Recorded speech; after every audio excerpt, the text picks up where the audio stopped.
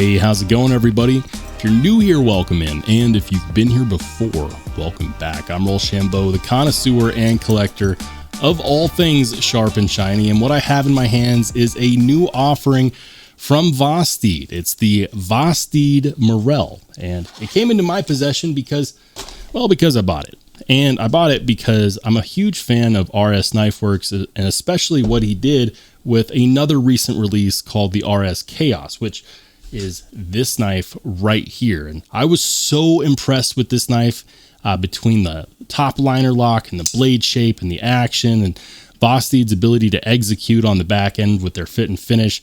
I love this knife, and I wanted to get another RS Knifeworks design because I wanted to see if they could do it twice in a row with this knife designer.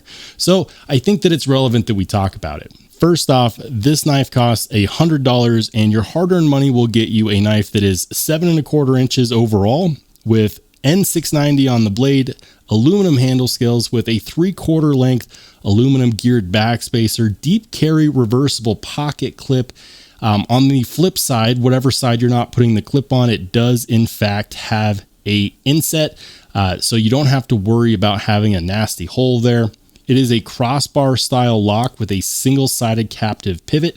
Deployment hole is the only option on this N690 blade, but you do get a pretty crazy cool compound grind, which RS Knifeworks has become pretty well known for, especially in the custom world, because he makes a lot of custom knives as well. And in case you were wondering, this knife was in fact inspired by a show that Rob from RS Knifeworks watched called Learn the Land. And that's why it's called the Morel, because this knife is supposed to be an homage to that show and to people that use their knives outdoors.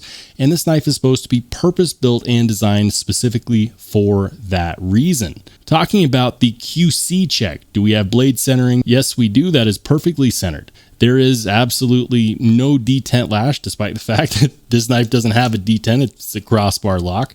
As far as the lockup is concerned, the lockup is in fact solid. There is no blade play left or right, up or down. As far as a pivot lash is concerned, there's no pivot lash there either. We don't have any jimping on the spine of the blade, which is a bit of a boo-hoo, but in fact, most people can indeed live with that.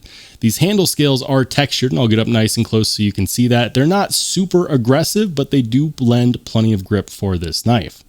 Now, that isn't to say that the ergonomics on here are perfect, because I think that this handle scale looks a little bit on the wonky side because it's got these curves and then it goes into these geometric angles, which I'm not a huge fan of, and I'm going to tell you why.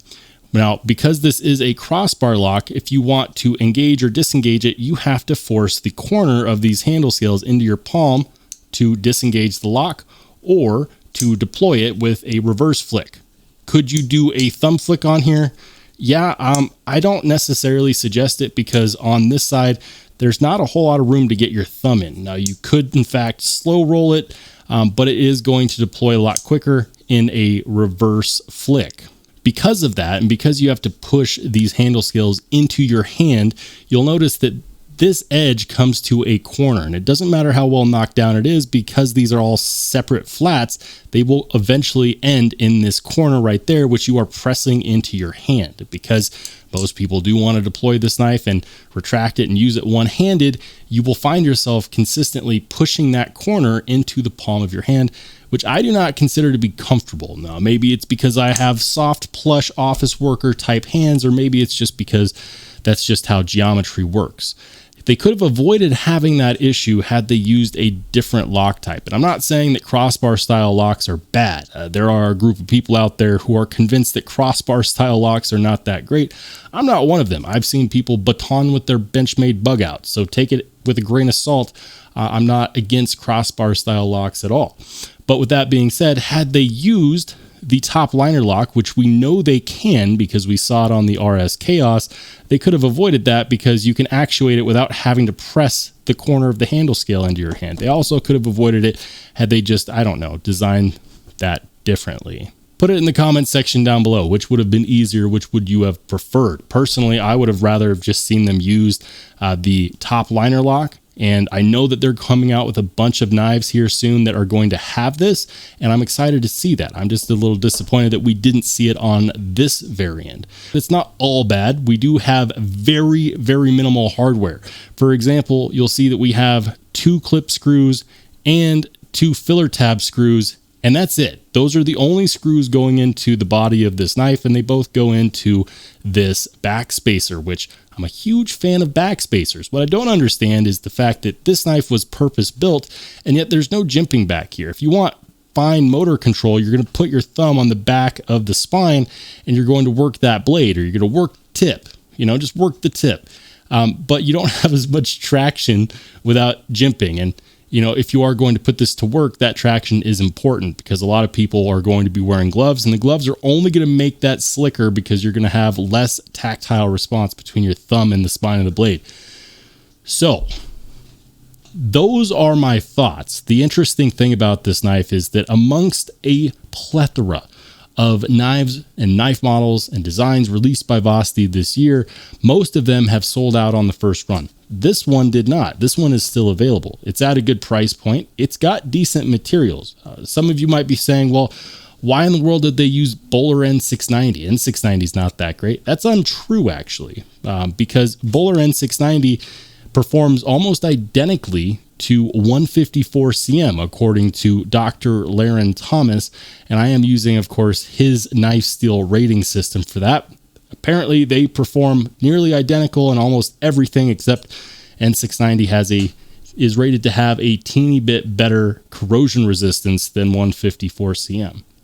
These aluminum handle scales are perfectly done. I think that the snag for most knife buyers when they saw this design was actually the design of the handle scales. I think that the handle scale design looks a little rushed. It looks like it was meant to be ergonomic, but the execution of that wasn't necessarily all there. I think that with a different handle scale design, it could absolutely change things up because I don't have anything against that blade shape. I think the blade shape looks great. I enjoy the fact that we have a longer secondary grind on the Morel than we do on the RS Chaos, just to kind of give you a comparison there.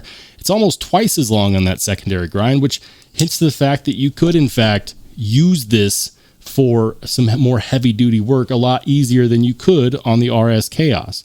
I don't think that it's as fidgety, and a lot of that has to come with the hot spot, which is the corner of this handle scale, as well as the use of this crossbar lock. The crossbar lock is a decent lock, but it doesn't make it as easy to fidget with as, for example, the top liner lock. Now, I'm comparing this a lot to the RS Chaos, which is a much more expensive knife. It's, 2.5 times more expensive with better materials, but it's from the same designer. It's from the same company. And I don't understand why we couldn't see another iteration of that top liner lock when that's obviously what people wanted. It's not to say that they couldn't have executed. This is the O-Knife Rubato 3, and it has a crossbar style lock, but this one you can actually actuate one-handed. It's a very light crossbar style lock, something which is akin to what you find with Benchmade, and yet you can still reverse flick this no problem. When I initially got this out of the box, I could not reverse flick it without a little bit of wrist action, without putting some cayenne on that deployment. And that was a little bit of a bummer. I will say that it did break in over time, but the more that I fidgeted with it to break it in, the more that I noticed that harsh corner. And you know what? That ultimately was a bit of a bummer. Do I regret picking this knife up? Absolutely not. And the reason why I didn't is because RS Knife Works is a really cool knife designer. He does things differently, especially with his blade grinds, and I'm a fan of that. I want to see more designs from him. And so I think it is kind of nice if you already have an RS Chaos and you like collecting knives from the same designer. This is an obvious step which you can take to do that. I do think that they could do a better job on their ergonomic design, and I do think that these handle scales, at least in my opinion, feel a little bit rushed. I could be completely wrong. For all I know, RS Knife Works spent 10 years and a day working on this design, and I'm just over here tearing it down in 5 minutes. But I'm curious to see what you have to say. These did not sell out, which means that plenty of you did not buy them, and I want to hear about why. Let me know in the comments section down below why you didn't pull the trigger on this, and if you did, I also want to hear about why you bought one. Do you like the design? Do you like the crazy dual grind, compound grind style blade? Were the materials or the cost a big factor? Let me know in the comment section down below. And guys, if you're a fan of knife content and you've watched this long, you might as well go ahead and watch another one of my videos, which will pop up next.